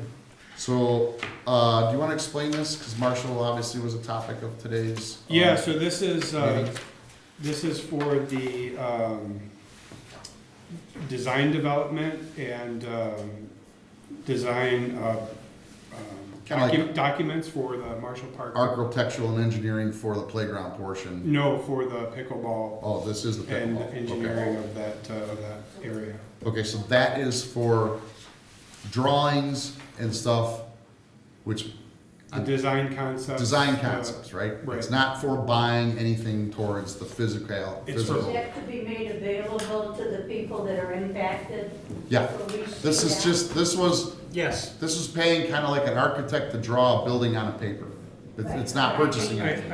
emailed that, I believe I emailed that to What you. nobody has is where this is located. Okay. And where the 15,000 feet are. I get it. And this $450,000 is. We will- And that's what the people, there's over 300 people directly impacted by this. We will get you And that. they want a picture. Okay, we will get you Mark, that. you did get something to her or not? Well, we'd like it before the meeting. Understood. He's saying that he emailed you yesterday? Pardon, yes, I got the email, Oh, okay. and I really appreciated it immensely. It gave me an opportunity to get a perspective That's what this is. That's what I just, of what you were talking about. alluded to. However, I was the only one that got it, all right? And I have people all around the park. By the way, their property values will be impacted from 1 to 10% down. And all of us are paying more taxes now, so that's not a very happy day. Okay. Yeah, that I can't talk to. I don't know enough about taxes, if property values do go down or up with a $3 million park nearby. Okay, can I get a roll call, please? Okay. Is this for services already provided, or is this for services to be provided? These are services for provided, so like, So is it, they already done the work? Yes. they did the design. Okay, so we're paying, yes. because they already did drawings. Yep. We're just paying for it now at this point, Yeah, okay. we wouldn't I didn't pay, wanna- we wouldn't pay upfront on this, any of this. I just want to make sure. Okay. If they hadn't done it yet, and we were gonna have further discussion about what they have brought up today, then let's not approve it right now. But if it's for work already done in creating the drawings, then that's fine. Okay. We gotta pay for it, okay? Commissioner Cook? Yes. Commissioner O'Malley? Yes. Commissioner Carlson? Yes. President Wells? Yes.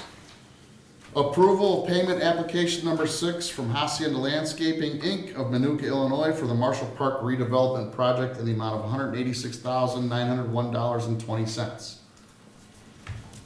So moved. Second? Mark, can you explain what this is for? This is for pay application 6 from Hacienda Landscaping, our contractor that's doing the work. And doing the work on the playground. Doing the work on the playground. They've outlined a lot of work. I mentioned earlier, they've been working on a lot of concrete, the shelter, the splash pad area, and according to the pay application, they're about 45% complete with the project. Okay, thank you. I have a motion and a second. Can I get a roll call, please? Commissioner O'Malley? Yes. Commissioner Carlson? Yes. Commissioner Cook? Yes. President Wells? Yes. I believe this is the last payment of the bills. Approval of pay requests from Halloran and Yawk, Inc. of Lake Forest, Illinois for the Fox Run Irrigation Pump Station project in the amount of $95,000. So moved. Second? Roll call, please. Commissioner Carlson? Yes. Commissioner Cook? Yes. Commissioner O'Malley? Yes. President Wells? Yes. Okay. We are at items of information. First out is Leisure Services update, Tiffany Green. I'm actually gonna let Scott talk first. Scott has an Scott announcement for youth is athletics. taking over.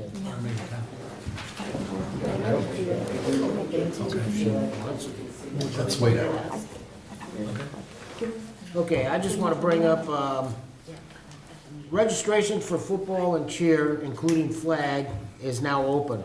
On April 27th, from 9 a.m. to 1 p.m., we will have a signing day event at the pavilion. Anyone who signs up between now and through that day can come. Players and cheerleaders who attend will get their picture taken and a choice of a special Eagles signing day hat or an Eagles stuffed animal to take home.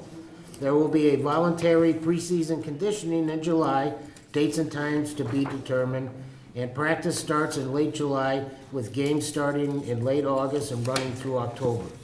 The 7-on-7 passing league started last Sunday with, it was like just a general run-through.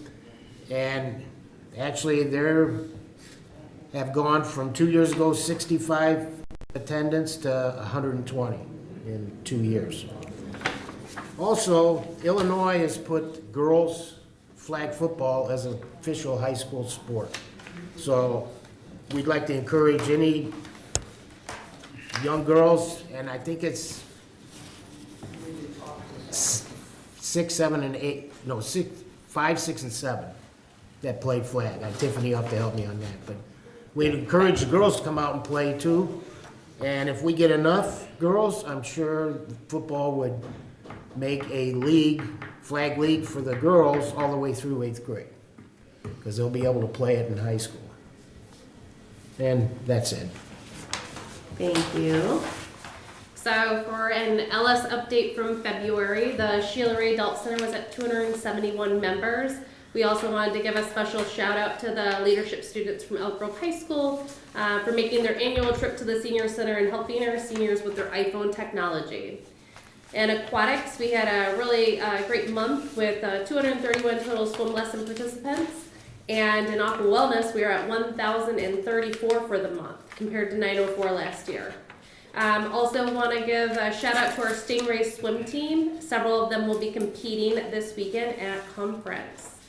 For athletics, we had the Adult Recreational Indoor Pickleball League with 12 teams. We also have Bags League, and then softball registration is open. For youth athletics, all of our winter session 2 classes are underway and doing well. Hot shots is at 86, tumbling 181, tennis is at 29, karate at 78, and then we have a volleyball prep clinic with 22. For leagues, Commissioner Carlson just spoke about football. House baseball is in their winter training mode, and they will finish up in March. And then both travel and rec soccer will end their seasons mid-March as well. The travel program has 151 players, and the indoor rec soccer program had 117.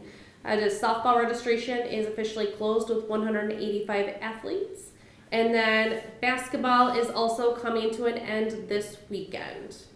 Travel baseball finishes up with their MSBL. They just finished up with their MSBL scheduling meetings, and they're set to begin their season April 1st.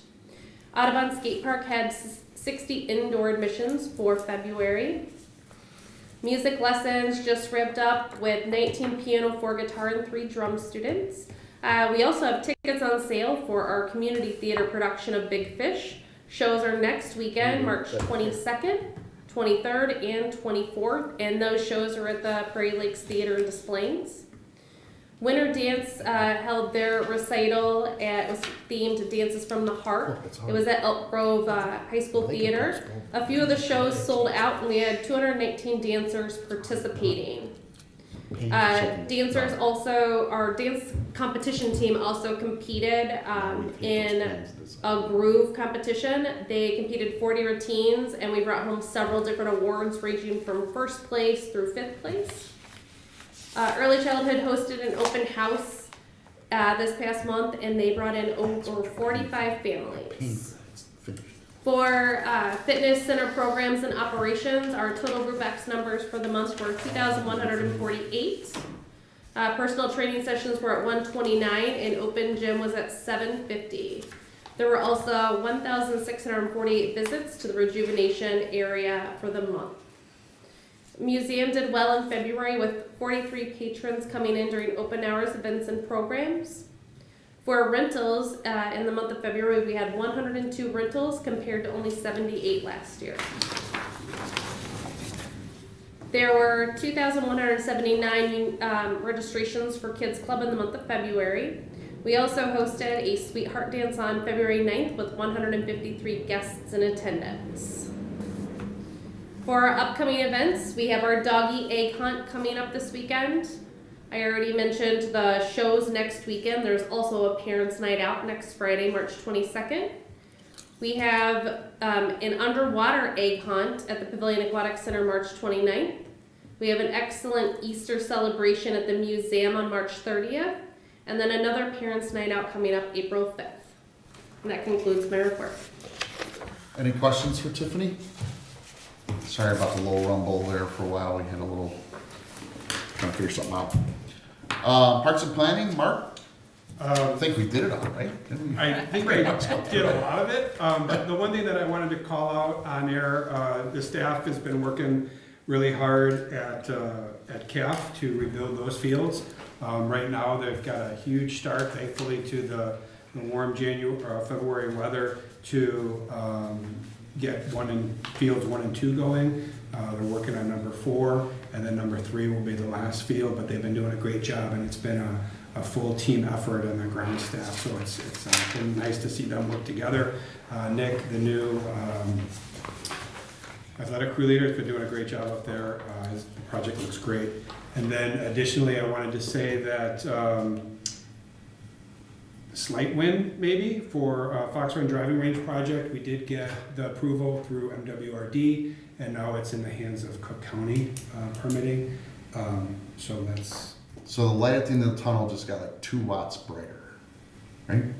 2 might be pushing it. I mean, I think that's the final step. So I I think it did get brighter. It's a slow crawl, but as we all know, you get 6 different municipalities or government bodies, it's not gonna be quick, so thank you for staying at it. Business services update, Brad Scholes. Sticking with the driving range, it is now open and actually opened on March 1st. It's the earliest we've ever opened. Like always, check the website, call early in the year with weather. Also at the driving range, on April 19th, we'll have TaylorMade. We'll be having a fitting day out there. Schedule your times on the website. Strixon is actually scheduling one as well. We have a par 3 simulator challenge at Fox Run, $65 per person. And that includes your simulator time, prizes, and an entree. And then March 16th, Rock of Ages is playing, and April 20th, Double Brewed. That concludes my report. Any questions for Brad? Okay, any old business? Oh, I'm sorry. I swear, I've missed so many lines today. I apologize. That's because I had such a comprehensive report. That's No, I do. why you don't need me to talk. I think next week I'm starting there and working up. Marketing communications update, Kelly Carbon. Apologize. Thank you, President Walls. We had on February 28th, we had the leadership team from Elk Grove High School come, and they sat in these chairs around the boardroom, and we led a panel discussion on marketing. And it was really interesting to see, so many students come over from the high school, and they, are finishing up their senior year, and they had some great questions, and they were very active students, and it was just a pleasure. And it's the same group that goes over to Sheila Ray to do the Senior Olympics, so they were familiar with the Park District, and some of them actually worked for the Park District, but we led a nice panel discussion with our entire marketing department and the students. So that was at the end of February. And then since then, we did some graphics in one of the dance studios that had been requested, just to do some branding in that space, and that was great. We've sold, in our upcoming summer program guide, we've sold the most amount of ads I think we've ever sold in one edition. So we sold about $8,500 in ads for that summer Park and Rec guide. So that will be coming out in April. If you've been in the pavilion lately, we added to the windows in the lobby some vinyls that really, bring some color, and they also serve a purpose where, they show some of our outdoor amenities and facilities inside at the pavilion. So we have that, and then we did run some pretty successful marketing campaigns, and I'm really proud to say that at the last, music event, we did have about 200 people at Fox Run for the music, and I thought it was a great evening. I personally attended, and it was really well enjoyed by the crowd. I think you and I spoke on that front. You said you thought you sent out a mailer, right, or a card, and you were extremely successful with it? We did, actually, we're doing a dedicated Facebook social media campaign. Okay. So we're doing some digital marketing on that, and so it really That highlights actually the answers one of music. my questions, so hopefully Mhm. that person's watching, but we'll see. So, yeah, so we're doing some, it's paid advertising, we're paying to do that, so, anyway, and then I also wanted to make a mention too, again, with the golf course, the GOA Chamber of Commerce hosted one of their monthly luncheons yesterday at the golf course, and so that was, typically they would have it at the Belvedere every month, but they decided they wanted to do something a little different. And so they hosted a luncheon, and there were 50 people in attendance. And many of them had not been over to Fox Run yet. And these are people that are members of GOA. So, and this was an event that was, scheduled through GOA. So they paid for lunch, and so it was a really nice group yesterday, and they experienced the simulators, and I know we'll have a lot of return business from that, because they were very impressed with the architecture of the building, and it was, of course, a beautiful day yesterday, so they really enjoyed that quite a bit. And then I'll just end with, we are also, with the driving range, working with Alex and Mark, and we're doing some refurbishing and replacement of some of the signage at the driving range that has definitely been in need of. So we're working with a company on replacing signage out there. Okay, any questions for Kelly? Fox Run's gotten more advertising tonight than I think we've ever done in any board meeting since I've been here.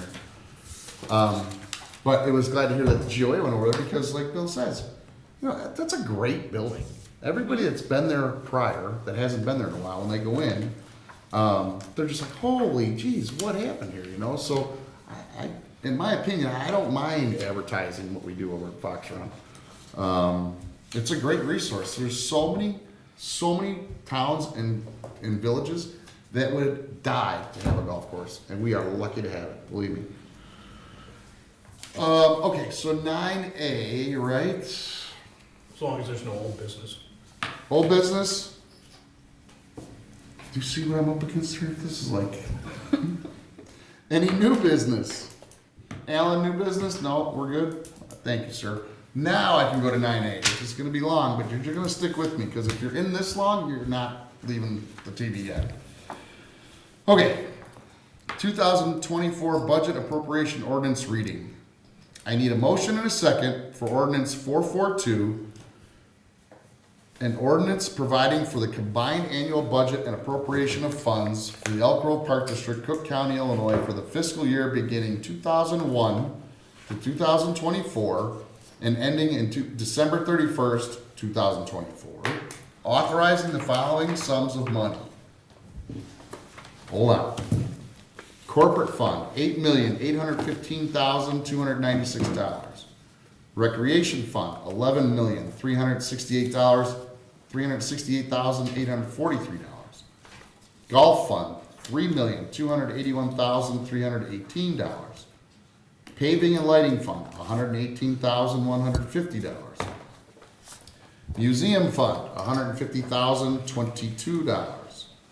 Capital fund, $5,597,000, $597,023.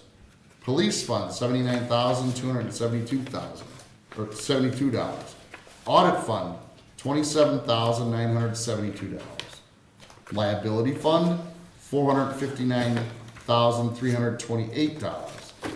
The special recreation fund, $3,167,100. IMRF fund, an even $600,000. Social Security fund, $863,328.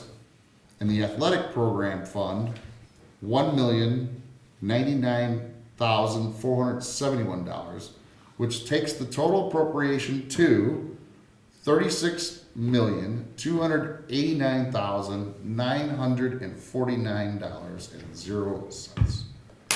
I need a motion and a second for all of that. So moved. Second. A motion to pass ordinance 442 has been made and seconded. May I have a roll call, please? Commissioner Cook, Yes. Commissioner O'Malley, Yes. Commissioner Carlson, Yes. President Walls. Yes.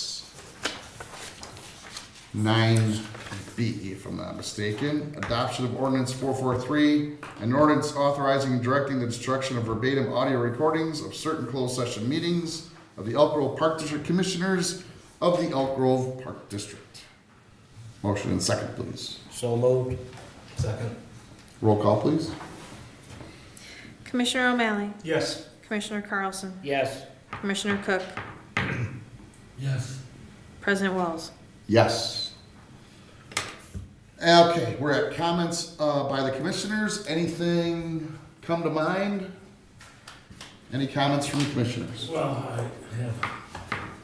Yes? Based on the comments we heard tonight, I guess my question is, do we feel there's a need to have any additional meetings with the residents about the concerns? But in particular, what I heard was the noise level that they anticipate from the pickleball court and the lighting being open in the evening. Mark, correct me, this is going to the planning commission on the 18th? The 18th on Monday. Which is Monday, right? Correct. So at that meeting, they'll either, are they going to make a decision right then and there to approve or not approve, or So they? it's a planning commission meeting, so the planning commission is hearing the process. And they will, correct me if I'm wrong, they'll refer it to the village board to approve. Well, either that, or if it's rejected, it'll still go to the village board either way. Yeah. Okay. So just to speak to that, we could still go to the planning commission and get a yes vote from them and the board, but all that does is tie that vote to that piece of property. It could stay there for 100 years. We don't have to move forward on our plans. So what I'm saying is, if you were leaning towards let's not go to the planning commission, I would suggest we go to the planning commission and then we could meet however we want, as long as we want, we could do whatever we want to do, but we've already gotten past the intergovernmental agreement of that piece of property or said plot of land. Okay, and I guess my question is, do you feel comfortable that we're prepared? Because I assume these questions are gonna come up at that meeting in front of the planning commission with the concerns that they have regarding sound and things that we've done as far as any noise. I know we talked a little bit about noise mediation, and I don't know if that's through things on a fence or through other things you're gonna do. Right. Are we prepared to address all of the concerns that were raised, or do we need more time? In other words, to me, that court is not, it's not in the original plan, so it's not gonna be built by either way, by the grand opening on Memorial Day that we're shooting for. There's a slim chance. Right, but I'm not the counting original on plans, that. that's what we're shooting for Memorial Day. Right. This was added later, so I just wanna make sure if we're gonna go, I hate to have it get rejected because we were not prepared to answer all the questions and concerns that the residents might have around there. My second question is, I know originally we sent flyers out and cards and had a meeting with them, and they acknowledged that, I believe, when we did the original plans. When we made the upgrade, or the changes to upgrade and add a pickleball court and lighting, was that same process followed, or what did we do, if anything? We did a survey to the residents regarding the lighting, but not pickleball.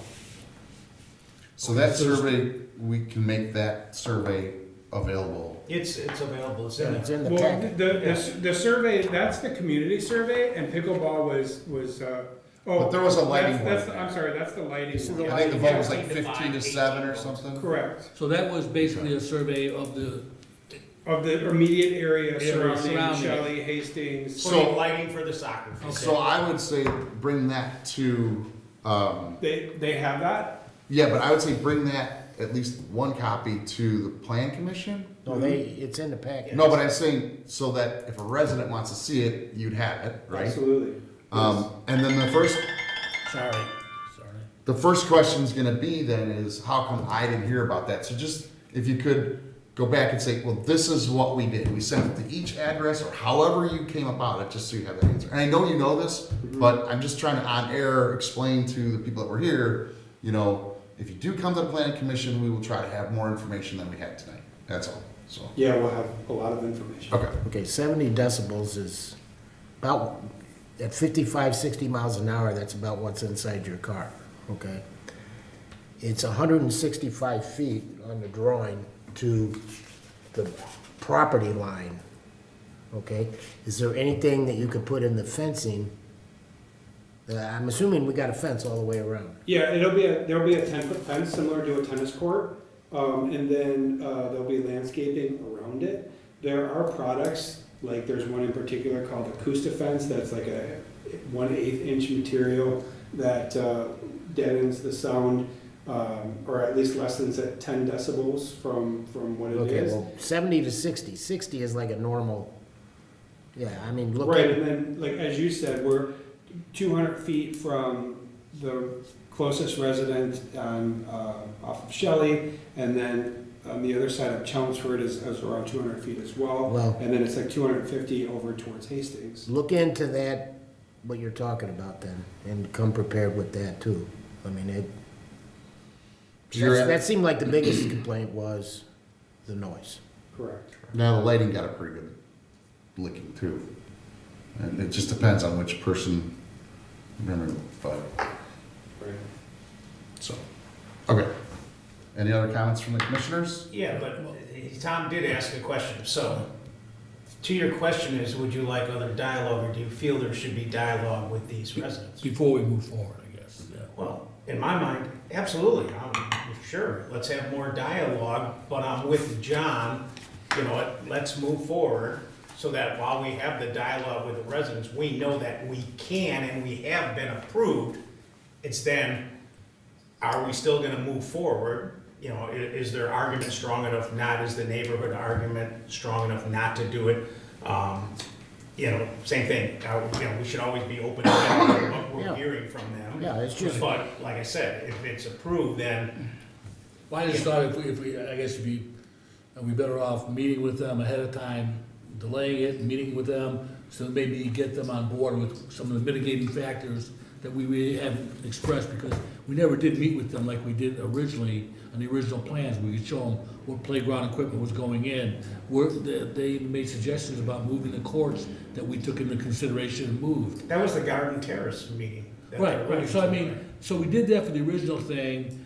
These are two big things, obviously, they have a vested interest because they live right there, and I know pickleball's good, and there's a lot of residents that want pickleball.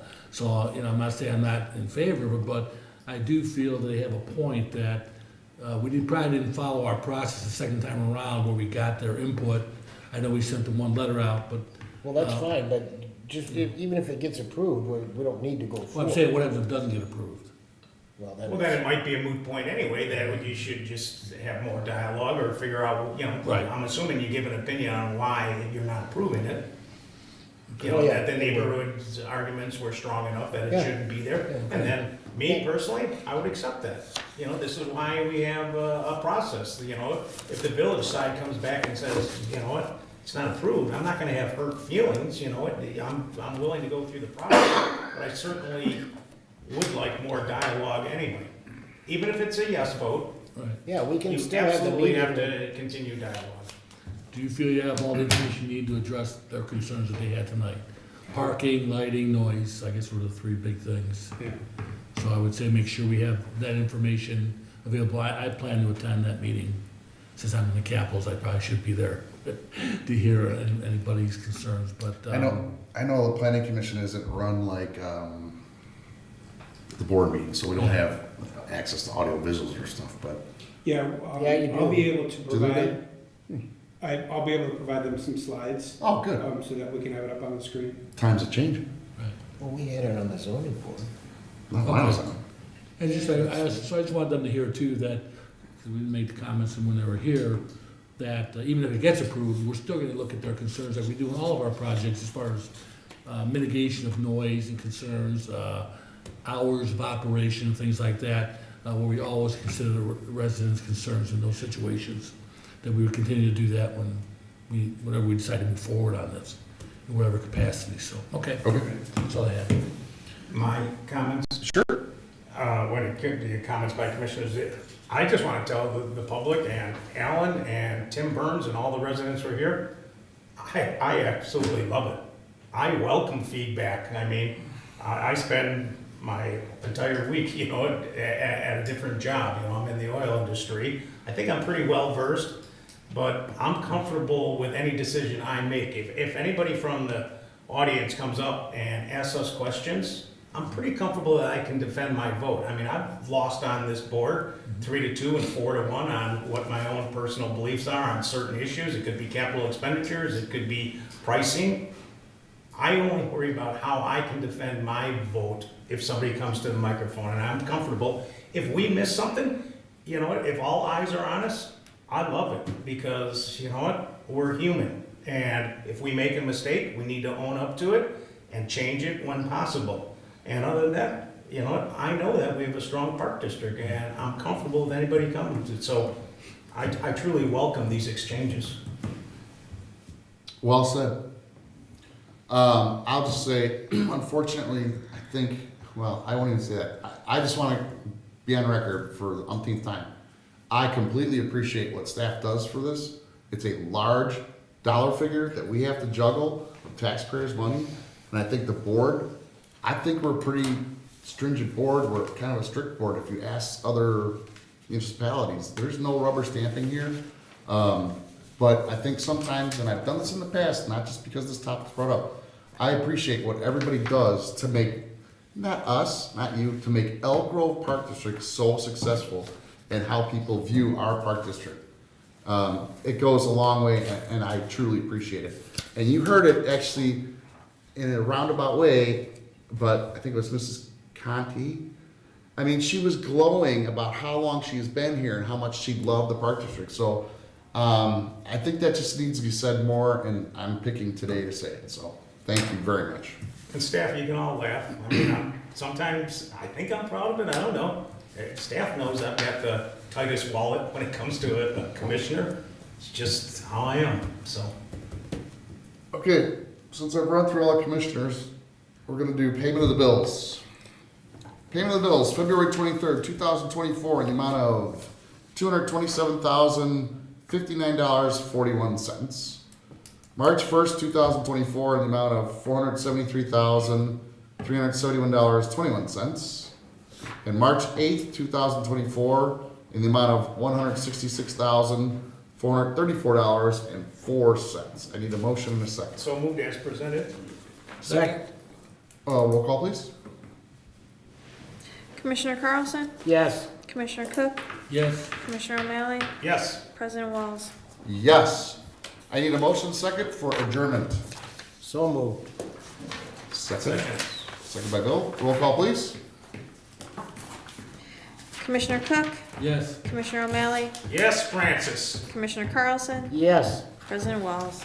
Yes. Thank you all for sticking with us throughout this meeting. Our next meeting date is March 28th, right here again, Alan, at 7 p.m.